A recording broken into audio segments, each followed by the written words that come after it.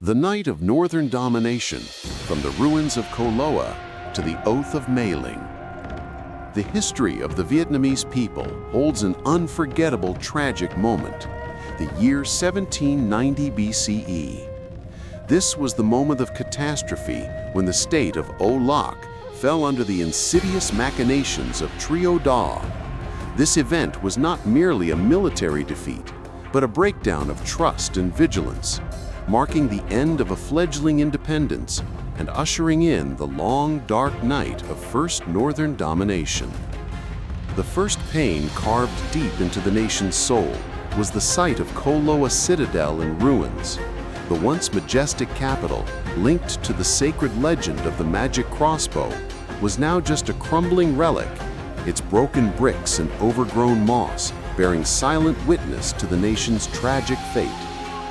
Driven by boundless ambition, Trio Da, the king of Nan Yu, Nam Viet, quickly annexed the territory, dividing it into prefectures and placing it under the indirect control of the northern power.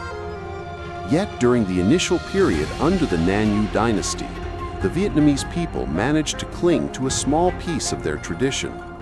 Trio Da allowed the local Vietnamese leaders, the Loc Hao and Loc Tuong, to retain their administrative titles at the village level.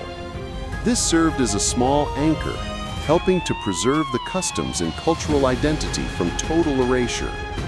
But the greatest storm arrived in 111 BCE. The mighty Han Empire from China crushed the Nan Yu kingdom. From that moment, the former O Loc territory officially fell under the direct and most brutal rule of the vast Chinese empire. The Han established a tight administrative machine, dividing the land into large commanderies like Jiao Chai and Kuchan. All high offices were stripped from the locals and placed in the hands of Han officials, such as the Tai Shao, governor, and Si Shi, inspector, the absolute representatives of foreign power.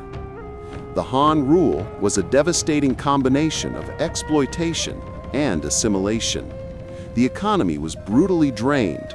The people were subjected to heavy taxes and forced to continuously tribute valuable products from the mountains and seas.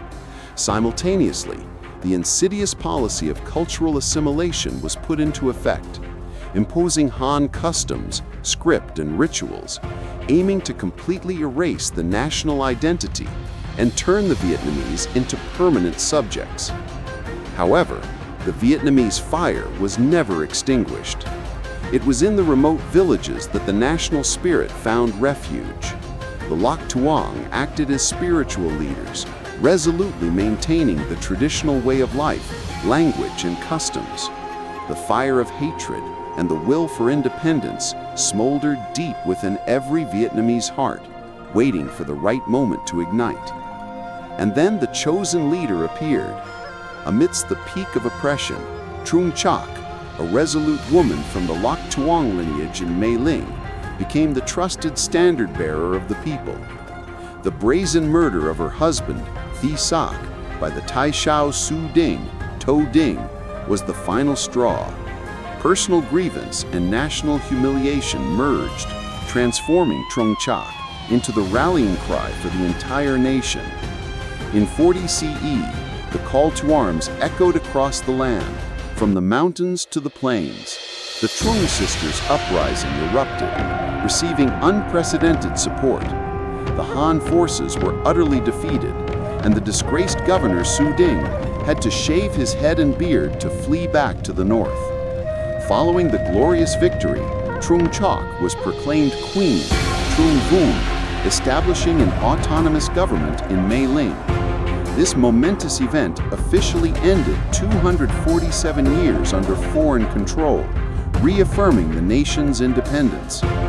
Although the Trung Vuong dynasty only lasted a mere 3 years, 40 to 43 CE, before being suppressed by the Han general Ma Wan, it formally concluded the First Northern Domination. It proved the indomitable will of the Vietnamese people and paved the way for the long, enduring struggle for ultimate freedom.